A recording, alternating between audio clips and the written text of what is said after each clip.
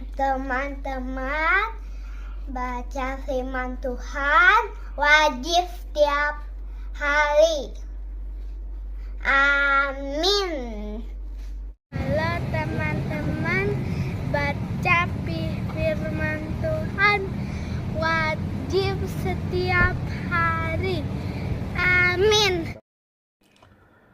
Salam, selamat pagi dan selamat berjumpa kembali di channel TBK Kajabi Tertinambunan. Firman Tuhan pada hari ini, di hari yang ke-191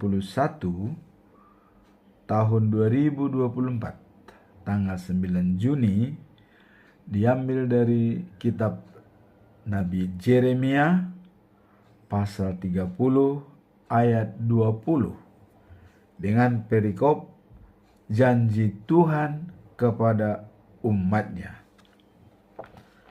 Sebagai ayat inti atau nats pada hari ini, yaitu anak-anak mereka akan menjadi seperti dahulu kala, dan perkumpulan mereka akan tinggal tetap di hadapanku.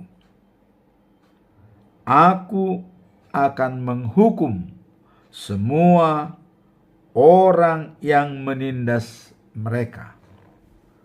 Itulah nats hari ini. Kemudian kita lihat bacaan pagi, diambil dari 1 Yohanes pasal yang kelima ayat 1 sampai dengan 5. Kemenangan kita atas dunia. Dilanjutkan dengan bacaan malam, Yakobus pasal 1 ayat 9 sampai dengan 11 dengan perikop kemiskinan dan kekayaan. Kita masuk pada perikop hari ini, yaitu janji Tuhan kepada umatnya yang disampaikan oleh Nabi Yeremia. Yeremia adalah nabi yang hidup antara abad terakhir ke-7 dan abad awal ke-6 sebelum Masehi. Yeremia bekerja sebagai nabi, dan selama ia nabi selalu memperingatkan umat Allah tentang bencana yang akan menimpa mereka karena melakukan dosa dan menyembah berhala. Jadi memperingatkan bencana akan menimpa mereka apabila membuat dosa dan menyembah berhala.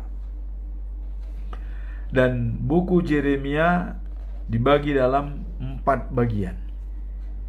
Bagian pertama yaitu pesan dari Tuhan kepada bangsa Yehuda dan penguasa-penguasanya, masa pemerintahan Yosia, Yoyakim, dan Yoyakin, dan juga Sedekia. Dan bagian yang kedua yaitu petikan-petikan dari catatan sekretarisnya Yeremia, yaitu Baruk, termasuk berbagai nubuatan dan peristiwa penting dalam kehidupan Yeremia. Jadi catatan-catatan penting dari sekretarisnya Yeremia, Baruk, tentang kehidupan Nabi Yeremia. Dan yang ketiga adalah pesan dari Tuhan tentang berbagai bangsa asing. Kemudian keempat adalah catatan pelengkap mengenai kisah jatuhnya Yerusalem dan pembuangan Babel. Itulah yang banyak pokok-pokok yang disampaikan oleh Nabi Yeremia. Nah, Nabi Yeremia ini seorang yang berperasaan halus, ya, dan sangat cinta kepada bangsanya dan tidak suka membuatkan hukuman atas mereka. Jadi dia perasaan halus dan cinta kepada bangsa dan tidak mau menghakimi atau menghukum. Sifatnya, ya, karena ia dipanggil oleh Allah untuk menjadi nabi. Nah, karena buat Yeremia, karena dia terpanggil oleh Allah sebagai nabi, maka dia perasaannya sangat halus dan tidak mau membuat hukuman kepada umatnya. Kemudian perkataan Tuhan bagi Yeremia, jadi setiap apa yang diucapkan oleh Tuhan bagi Yeremia itu bagikan api, ya, di dalam hatinya. Jadi kalau itu di dalam api yang berkobar-kobar dalam hati Yeremia, mau tidak mau dia harus, ya, menyampaikan kepada bangsanya, karena setiap perkataan Allah dia anggap itu sebagai api di dalam hatinya. Maka mau tidak mau dia harus menyampaikan kepada umatnya. Nah, kemudian kata-kata Tuhan, ya, yang menusuk kepada suatu masa yang akan datang, ya. Jadi semua kata-kata Tuhan menggambarkan, ya, dan kepada masa yang akan datang. Jadi sudah dinubuatkan pada Nabi Yeremia. Kemudian pada masa itu akan ada suatu ikatan janji yang baru dengan Allah. Nah, kemudian ada ikatan membuat perjanjian antara Allah dengan bangsa Israel. Nah, kalau janji itu kita lihat yang disebutkan dalam pasal 31, yaitu dimulai dari ayat 31 sampai 34. Itulah perjanjian yang akan dibuat oleh Tuhan kepada bangsa Israel, membuat janji. Dan janji yang utama dikatakan pada pasal 31 itu ayat 33, ya. Katakan begini, inilah perjanjian baru yang akan kubuat dengan umat Israel. Hukum-hukumku akan kutaruh di dalam batin mereka dan kutulis pada hati mereka. Aku akan menjadi Allah mereka dan mereka akan menjadi umatku. Inilah pokok perjanjian yang baru itu yang diberikan oleh Allah. Jadi hukum-hukum Allah itu akan ditaruh di dalam batin mereka dan ditulis pada hati mereka. Dan Allah mengatakan, aku menjadi Allahnya dan mereka menjadi umatku.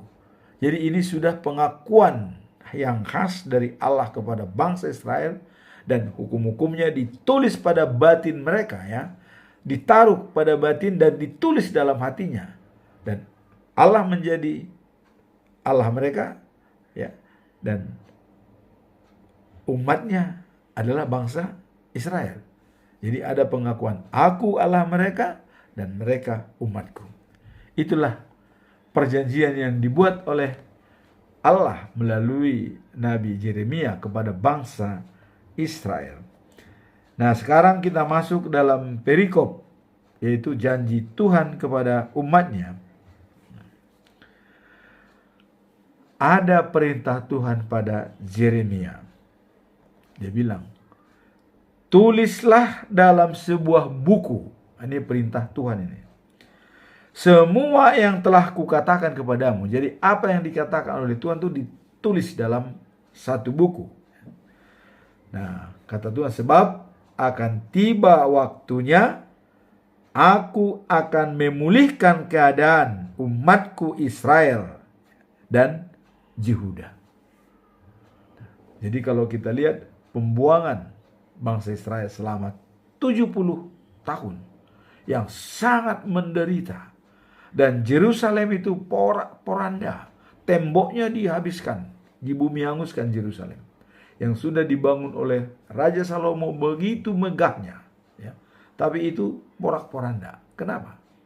Karena bangsa Israel tidak setia kepada Tuhan, sehingga itu merupakan hukuman. Tapi dalam perikop ini bahwa Allah akan mengasihi umatnya, dan dikatakan tadi ada waktunya, aku akan memulihkan keadaan umatku Israel dan Yehuda. Ada waktunya. Dan aku akan membawa mereka kembali ke negeri yang telah kuberikan kepada leluhur mereka. Jadi negeri yang sudah diberikan itu yang mana? Yaitu Yerusalem, Yehuda, ya. Dan kita tahu bahwa Jordan sebelah timur itu kepada 3 suku, ya. Kemudian yang sebelah barat, ya, kepada 9 suku, ya. Nah, jadi sudah dibagi-bagi bahwa itu adalah milik daripada bangsa Yehuda, bangsa Israel. Nah, dengan porak-porandanya Yerusalem, bangsa Israel itu terpecah belah, ya.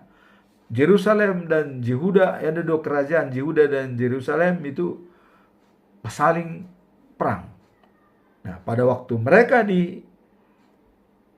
dihabisi oleh Nebukadnezar, terutama pada zamannya Zedekia, dibawa ke Babel. Nah, sekarang saatnya hubungan antara umat manusia dengan Tuhan dipulihkan. Nah, di sini tadi katakan, aku akan membawa mereka kembali ke negerinya, ya, negeri leluhur mereka. Nah, sehingga negeri itu akan mereka miliki kembali. Jadi kembali dimiliki, ya, negeri itu. Nah, kita lihat waktu kembalinya Israel, ya, yang disponsori oleh Ezra dan Nehemia. Nehemia sebagai gubernur Judea, Ezra sebagai ahli kitab Taurat. Eksoduslah bangsa Israel dari Babilonia, ya, ke Yerusalem, Yehuda. Nah, sehingga sampai mereka mengadakan pesta pondok daun selama 7 hari 7 malam, ya, membaca firman Tuhan dari pagi sampai siang hari setiap hari. Nah, itulah maka di sini dikatakan bahwa aku akan mengasihi umatku dan mengembalikan mereka. Nah, dan itu sudah terjadi, dikembalikan. Maka nubuat Yeremia katanya, ya, semua yang kunubuatkan itu dan masih bisa kusaksikan pada hidupku, katanya. Nah, itu Yeremia. Nah, kemudian Tuhan mendengar jeritan orang-orang yang gentar, ya, dan ketakutan, yang tidak punya kedamaian. Jadi karena selama di Babel itu bangsa Israel, Yehuda, ya, itu sangat gentar dan ketakutan. Seolah-olah di sana tidak ada kedamaian. Nah, dengan inilah Tuhan mendengarkan jeritan daripada mereka, dan Tuhan berkata, apabila tiba hari itu, ya, gandar yang dikenakan pada tengkukmu, artinya hukuman yang diberikan kepada dia, akan kupatahkan dan belenggumu akan kulepaskan. Kamu tidak akan menjadi budak orang asing. inilah jaminan yang diberikan oleh Allah setelah penderitaan 70 tahun orang Babel di Babelia dan memulihkan kembali situasi bangsa Israel. Nah, inilah dikatakan bahwa janji Tuhan menjadi menyayangi umatnya, dan di sini dibuktikan ya, dalam pesan yang disampaikan kepada Yeremia. Jadi tidak lagi menjadi budak orang asing. Tengkuknya, gandar yang ada di tengkuk itu dipatahkan ya, dan belenggu-belenggu yang mengikat mereka akan dilepaskan. Jadi benar-benar bangsa Israel itu dikasihi oleh Tuhan Allah. Kemudian, kamu akan mengabdi kepada Tuhan Allahmu dan kepada orang keturunan Daud yang kuangkat sebagai raja. Nah, ini. Jadi setelah bangsa Israel itu akan tetap memuji dan memuliakan nama Tuhan, Tuhan akan mendatangkan seorang raja dari keturunan Daud. Itulah Yesus Kristus. Jadi di sana sudah dijanjikan ya, dengan setianya bangsa Israel setelah kembali ke Yerusalem dan Yehuda dan mau mengikuti petunjuk Allah, Tuhan sudah mengatakan, akulah Allahmu dan kalian umatku, dan akan kujanjikan dari keturunan Daulah yang akan raja segala raja untuk memimpin kalian. Itulah kedatangan Tuhan Yesus. Nah, kemudian dalam ayat 18 dikatakan bahwa Tuhan berkata lagi. Nah, jadi ada semacam statement dari Tuhan kepada bangsa Israel. Kamu umatku, akan kukasihi dan kupulihkan keadaanmu di tanah airmu sendiri. Wah, jadi ini sangat enak ya. Jadi dikasihi, dipulihkan keadaannya di tanah air mereka sendiri. Jadi tidak lagi dalam pembuangan, sudah di tanah airnya sendiri. Yerusalem akan dibangun lagi dan istananya akan diperbaiki. Jadi ini sudah dibuatkan oleh Yeremia ya. Maka dalam abad ke-5 pada waktu Esra dan Nehemia ada, Yerusalem dipulihkan kembali ya.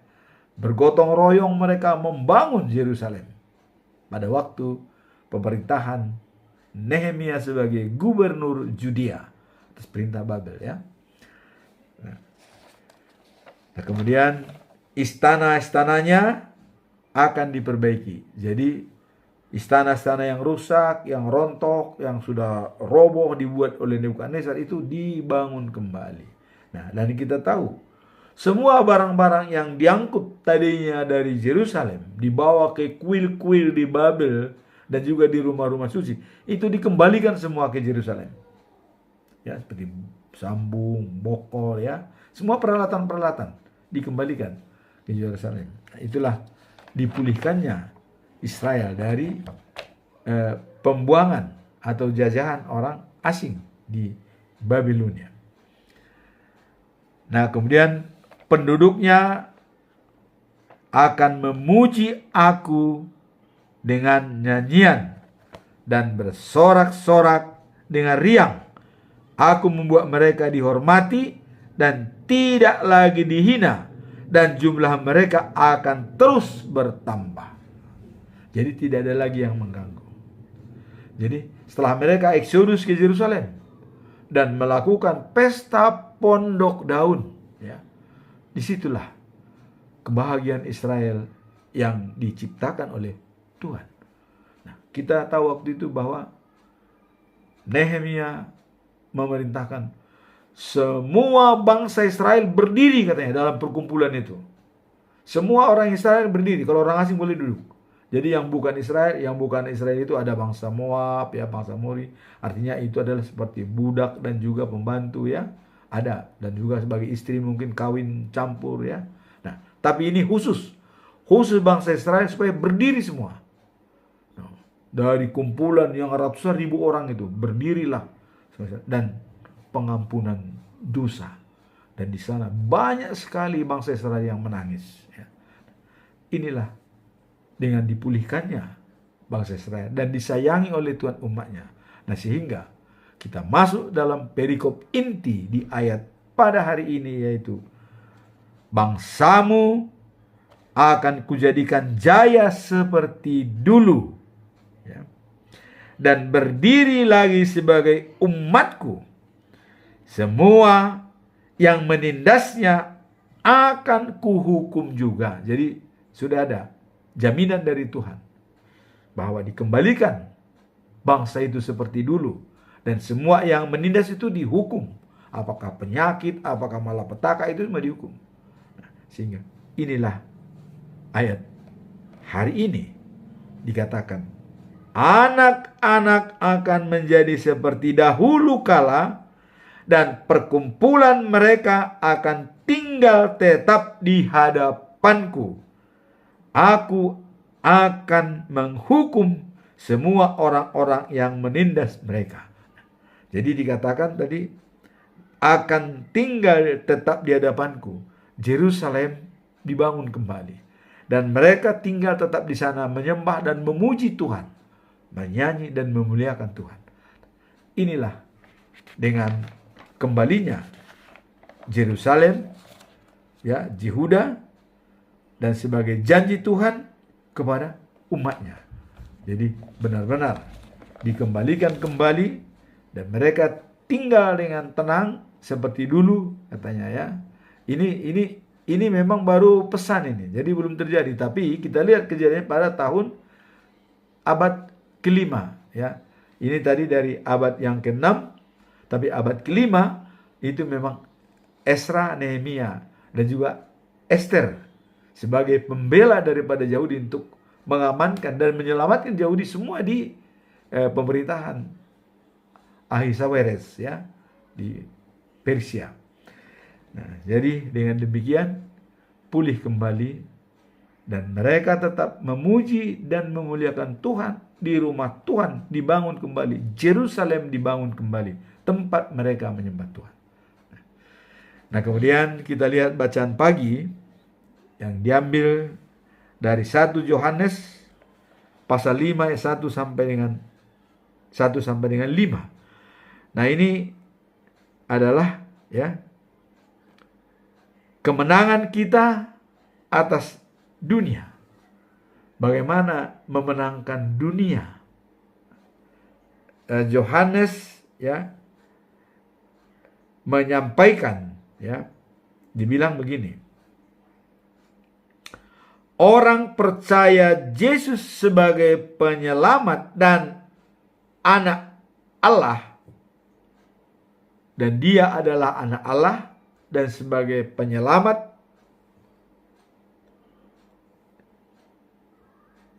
menjadi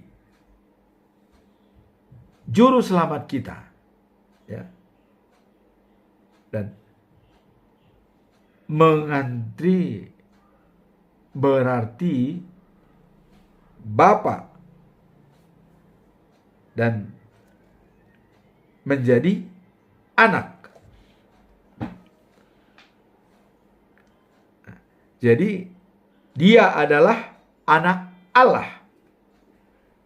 Kemudian mengasihi anak dan taat pada perintah-perintahnya, dan perintah-perintahnya tidak berat untuk kita kerjakan. Nah, jadi artinya kalau sudah kita mengaku bahwa Yesus itu sebagai anak Allah dan juru selamat, ya, dan mengetahui, ya, Bapa dan mengasihi Bapa sama dengan mengasihi anak. Jadi kalau kita sudah mengasihi anak, itu sama dengan mengasihi Bapa, karena Bapa menurunkan anak, dan anak Allah itu dari Bapa. Kemudian dikatakan bahwa perintah-perintahnya, ya, akan mudah dan tidak akan berat untuk kita lakukan. Nah, karena katanya setiap anak Allah sanggup mengalahkan dunia yang jahat itu. Jadi kalau sudah menjadi anak Allah, sanggup mengalahkan dunia. Nah, kita lihat ya, Yesus anak Allah mati disalibkan, tapi bangkit pada hari yang ketiga. Inilah dia sudah mengalahkan dunia, ya. Nah, kemudian siapapun yang dapat mengalahkan dunia hanya orang yang percaya pada Yesus sebagai anak Allah, juru selamat dunia. Jadi ada semacam pernyataan bahwa siapapun ya yang dapat mengalahkan dunia itu katanya adalah orang yang percaya pada Yesus sebagai anak Allah. Jadi kalau sudah percaya kepada Yesus sebagai anak Allah, maka kita bisa mengalahkan dunia. Nah, jadi bagaimana memenangkan dunia ini? Apabila kita percaya pada Yesus sebagai anak Allah, sudah, dunia sudah kita kalahkan. Jadi kuncinya satu, percaya kepada Yesus sebagai juru selamat ya, dan anak Allah. Dunia sudah kita kalahkan, karena Yesus sendiri yang lebih dulu mengalahkan dunia. Nah, kemudian ini diperkuat ya dalam kitab Rom ya, atau surat Apostol Paulus ke jemaat Rom pasal 12 ayat 2 ya. Hidup untuk Allah. Jadi kalau kita hidup untuk Allah saja. Nah, dikatakan dalam Roma pasal 12 ayat 2 dikatakan, jangan ikut norma-norma dunia. Biarkan Allah membuat perubahan budimu jadi baru. Jadi membuat pribadimu, budimu menjadi baru. Jadi supaya kenapa? Supaya kita berubah.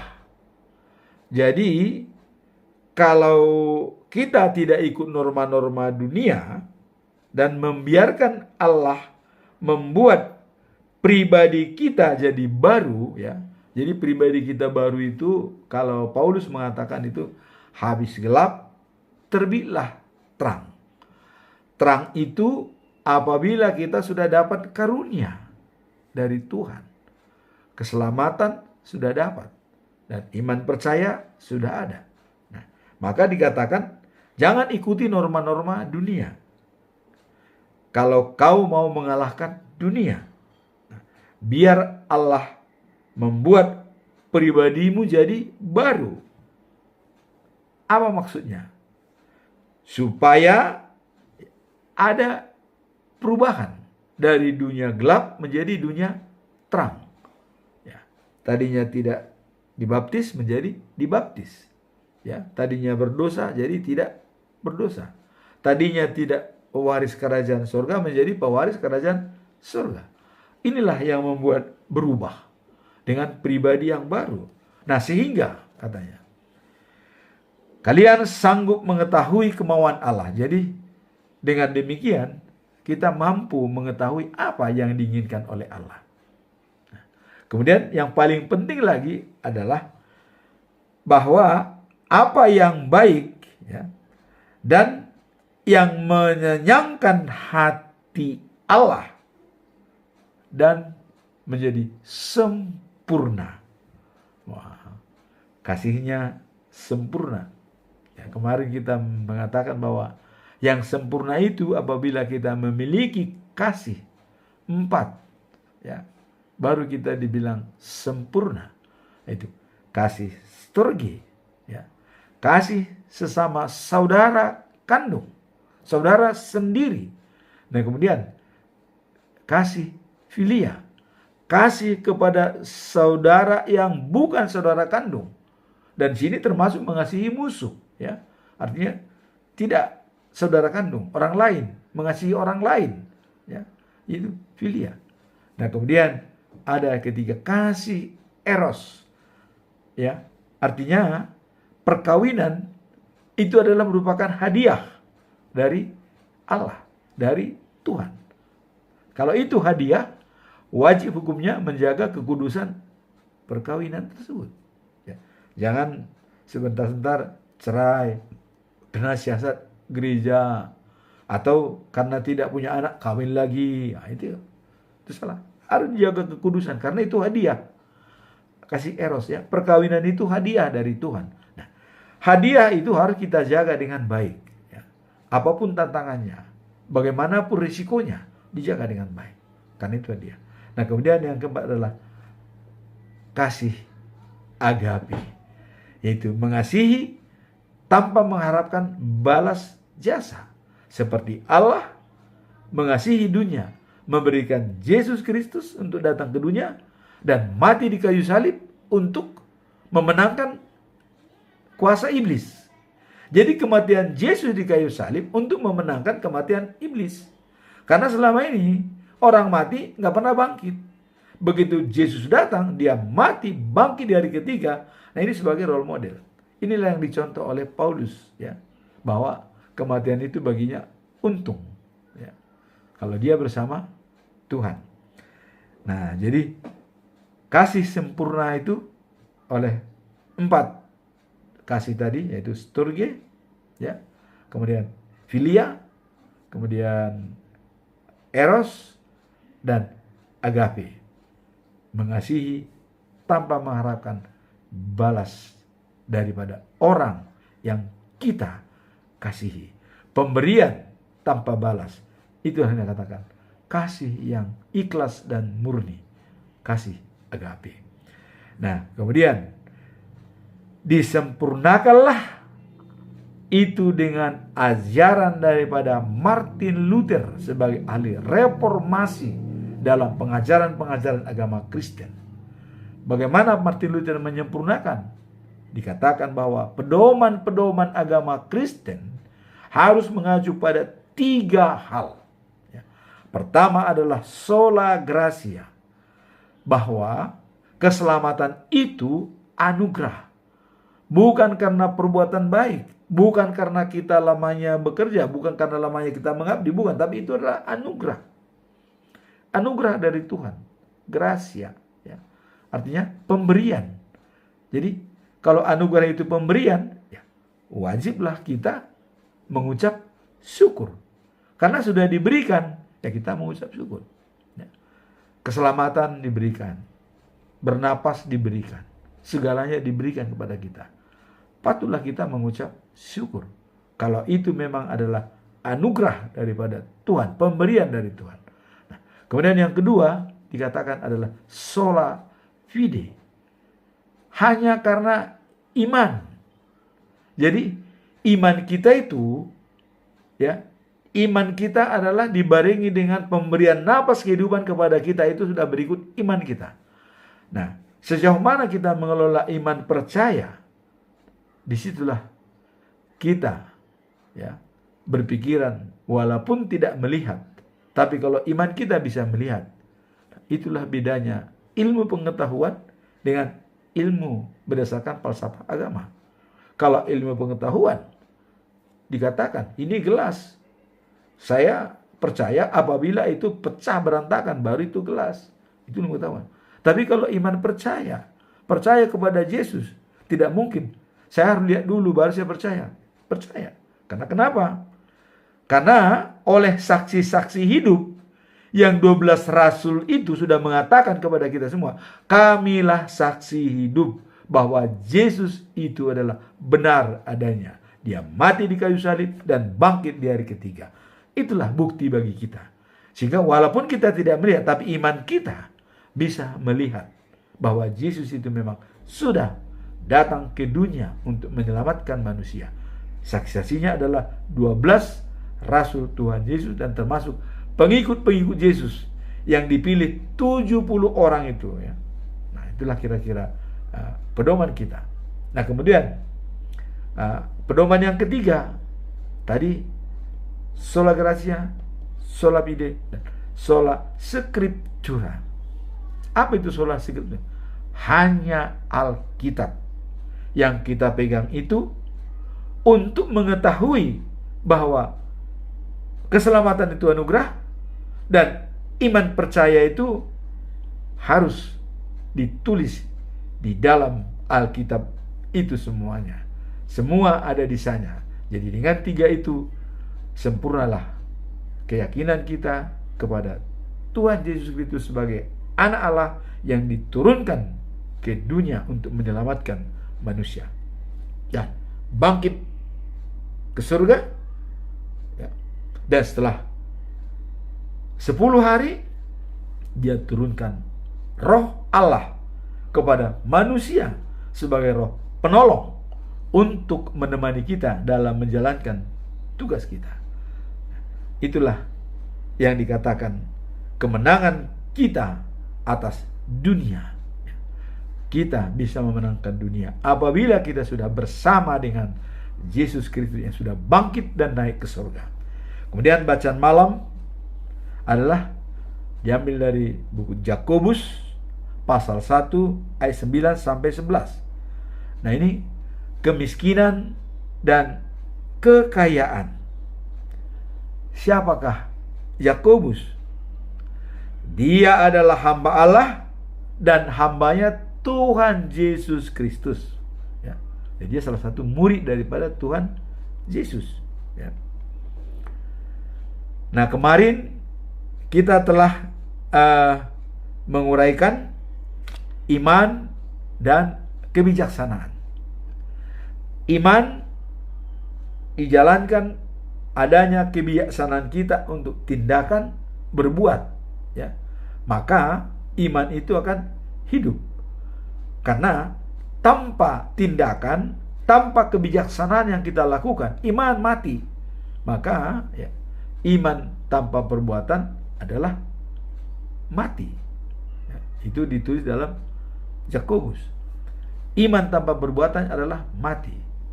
Nah, jadi kebijaksanaan dan iman sejajar dan saling bersinergi satu dengan yang lain.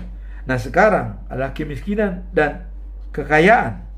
Nah, dalam perikop ini, kemiskinan dan kekayaan, misalnya orang Kristen yang miskin dipesankan di sini, hendaklah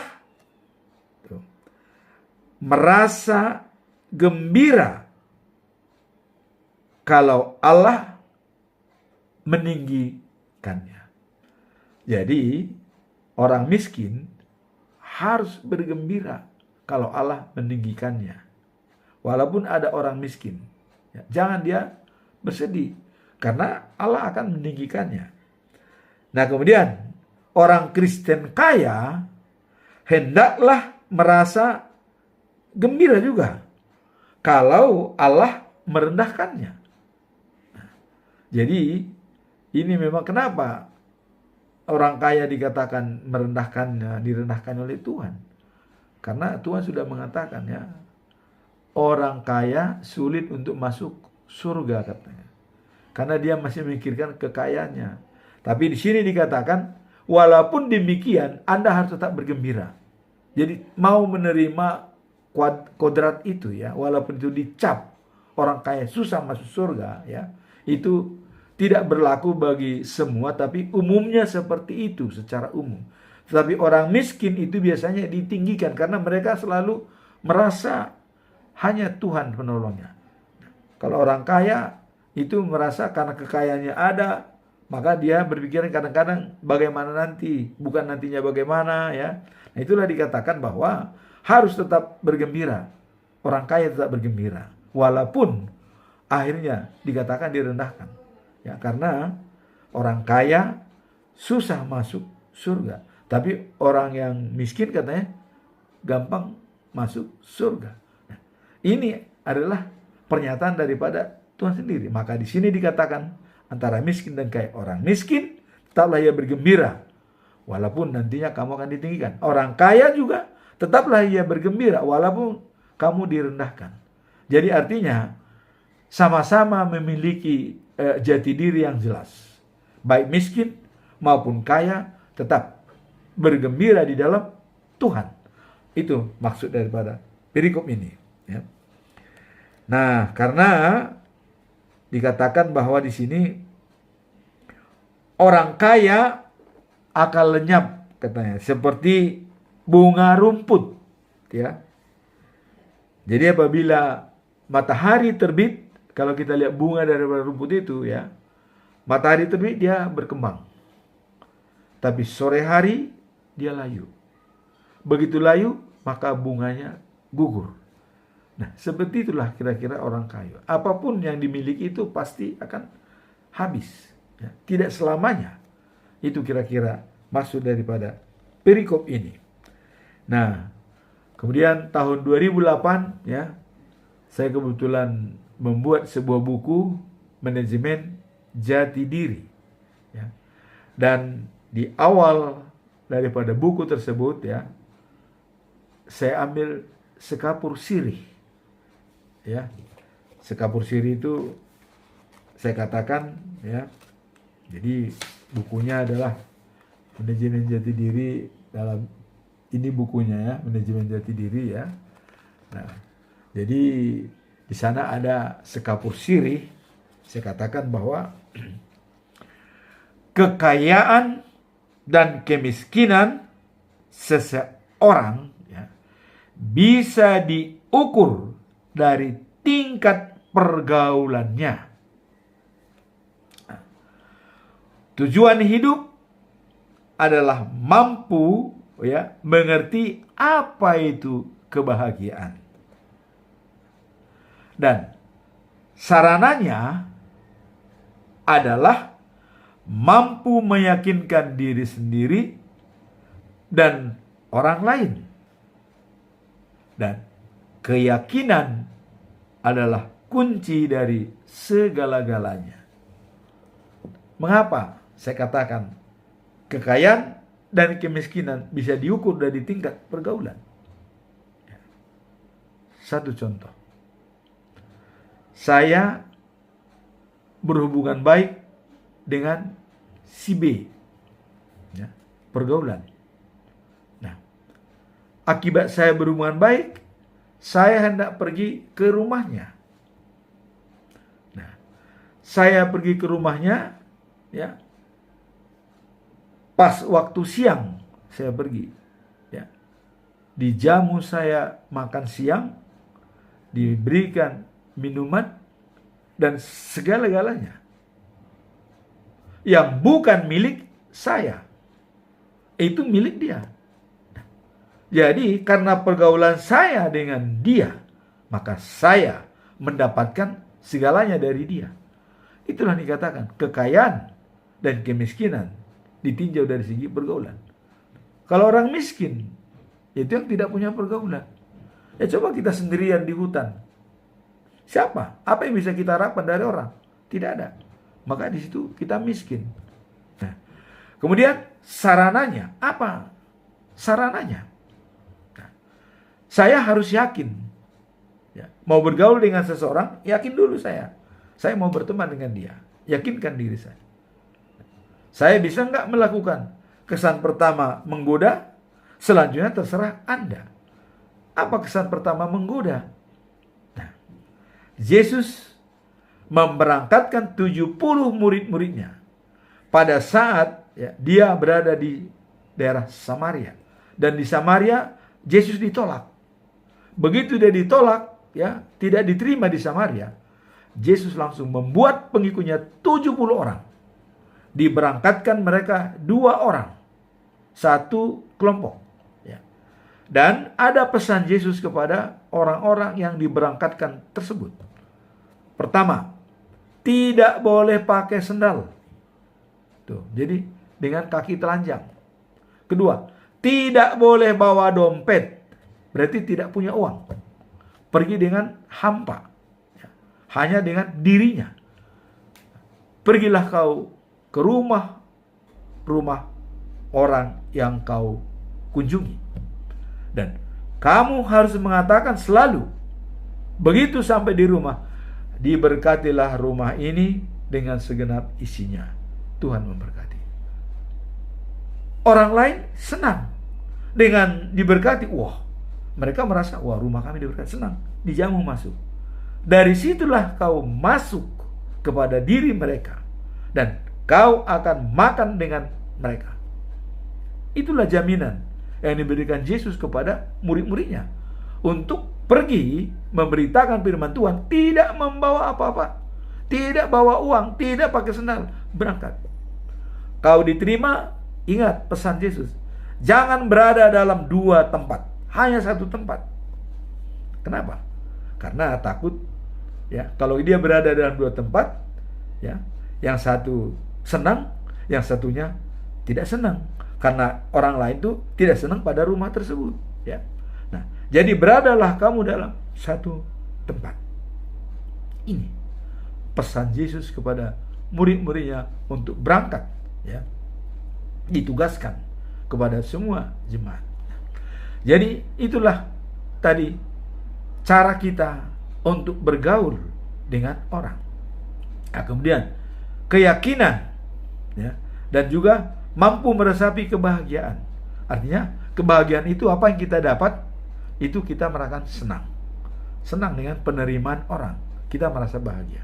Nah, kemudian kuncinya adalah keyakinan, ya, adalah kunci segala-galanya.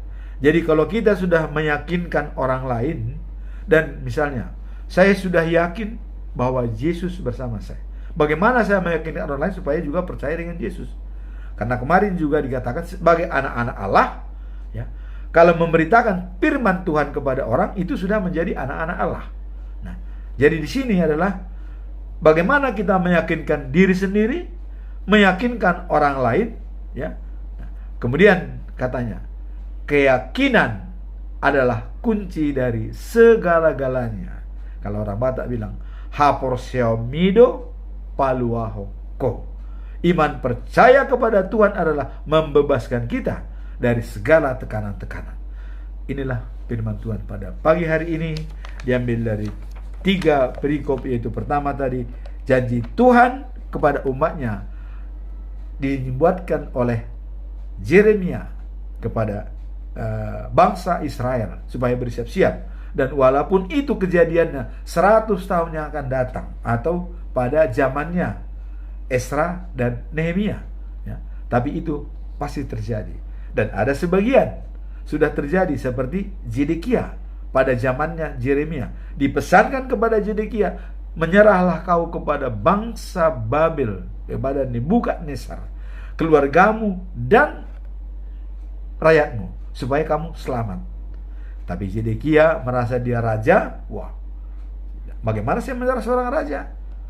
Di sana banyak manusia sudah membelot dari Judea ke Babilonia, dan ada banyak orang Babilonia di sana. Kalau saya nanti menyerah di sana, dilecehkan saya. Kira-kira begitu pendapat daripada Zedekia, sehingga dia tidak melaksanakan pesan Tuhan kepada Yeremia. Sedangkan Yeremia, pesan Tuhan itu karenanya pada dia sebagai api yang membara, harus disampaikan, baik buruk disampaikan, diterima atau tidak, dia tetap menyampaikan, walaupun resikonya dia dibenci, ya. Kadang-kadang Yeremia dipenjara karena menyampaikan firman Tuhan, tapi karena pesan itu bagi dia adalah api yang menyala dalam hatinya, dia sampaikan. Inilah pesan Yeremia dalam perikop janji Tuhan kepada umatnya. Nah, kemudian tadi kita lihat dalam bacaan pagi, yaitu kemenangan kita atas dunia. Kalau kita sudah bersama dengan Yesus, kita bisa mengalahkan dunia. Tanpa kita bersatu dengan Tuhan, kita tidak bisa mengalahkan dunia. Maka jangan ikuti norma-norma dunia, tapi biarlah Allah merubah pribadimu kepada yang berubah dari gelap menjadi terang, ya, supaya menjadi sempurna.